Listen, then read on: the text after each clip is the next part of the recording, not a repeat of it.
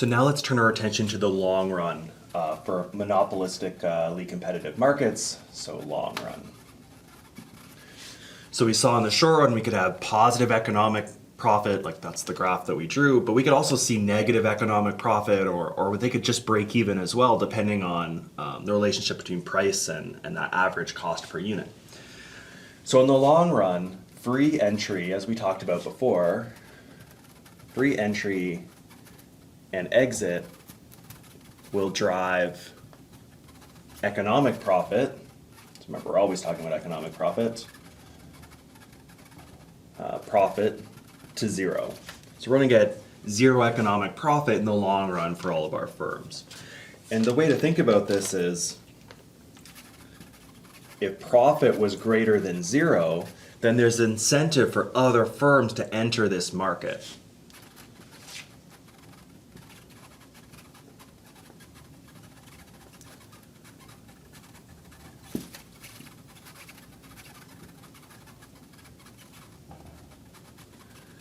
And so as other firms enter the market, they're starting to take some of the demand for one firm's different variety of differentiated products.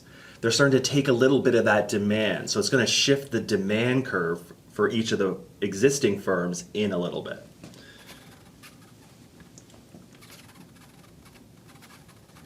So take some demand away from existing firms. And this is going to result in the price going down and the profit also going down. And they're going to keep on entering until the profit goes down to zero. Now, on the other hand, if the profit is less than zero and that they're making economic losses, there's an incentive for firms to leave.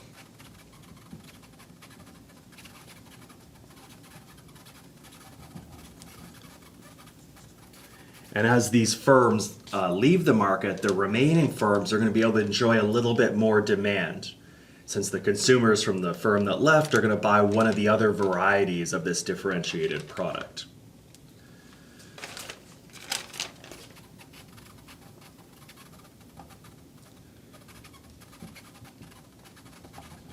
Remaining firms will enjoy higher demand. This means that the price is going to start going up. If our demand curve shifted to the right, the price is going to go up, and the profit is going to increase, and firms are going to keep on leaving until we get zero economic profit. So that's the big difference. When we talked about firms exiting and entering the market with perfectly competitive markets, it was changing that supply curve for the entire market. Here we're thinking as firms entering and leaving as changing the demand curve for each of the particular firms.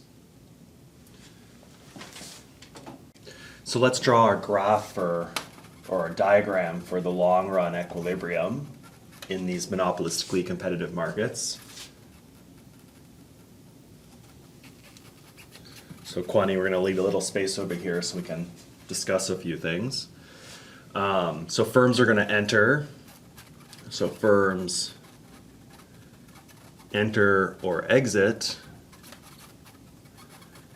until price equals average total cost, or profit equals zero, because remember, profit is profit equals price minus ATC times Q star. And so if we have a zero here, then profits are equal to zero. So again, we have this, each firm has this downward sloping demand curve. We have this marginal revenue curve. It's going down, has a steeper slope. Kind of keep lowering the price to be able to sell more. So that's why the marginal revenue is below the demand curve. We have the marginal cost curve.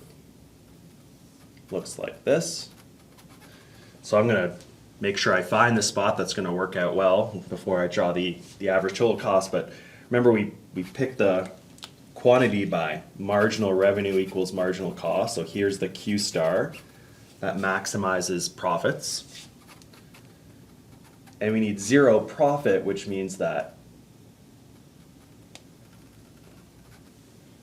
our ATC might look something like that. Again, this marginal cost should go through the minimum, but at this price level, this price should be equal, that's Q star, the price should be equal to the average total cost. So that's why I kind of figured out the quantity before drawing this, just so I could draw it well. And so notice that profits equals 0, because price equals average total cost.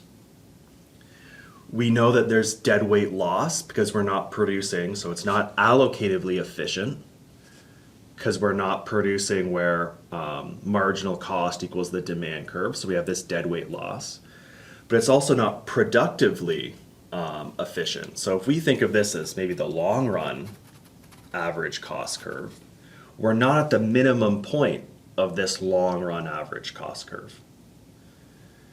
Right? The allocatively efficient point, I'll try to get a different color here, would be this. The productively efficient point would be this point here. This is the min of, let's say, the long run average cost curve. And so this is the minimum efficient scale. So we're not producing as many goods as we need to like get the lowest cost per good. And so sometimes this is labeled something like EC or something like that, or efficient productive level or something like that. But the main concept here is that we have excess capacity, that we could produce more and lower the cost of producing each unit by going along this average total cost curve, but we're not going to, because we're making zero economic profit through our decision to maximize revenue, where marginal revenue equals marginal cost. So not only is it not allocatively efficient in terms of we're charging a markup, so we're charging the prices above the marginal cost, but it's also not productively efficient in that we have this, really butchered this down here, I think it's EC on the slides or something like that, but it's not, we have this excess capacity in that we can lower the cost by producing more, so it's not productively efficient as well. And this is what's going to make it really hard for policy.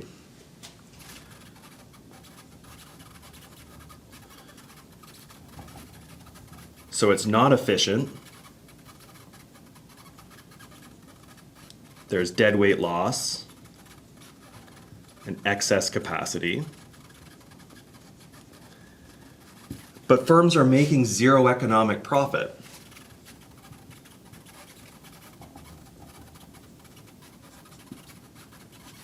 So it's going to be really hard to like demand firms lower their price in order to get a more efficient market, because they're already making zero economic profit. So they won't want to remain in this industry if you make them lower their price. So that's why it's a really hard kind of market for policy to kind of improve the efficiency. So this is what a long run equilibrium looks like in a monopolistically competitive market.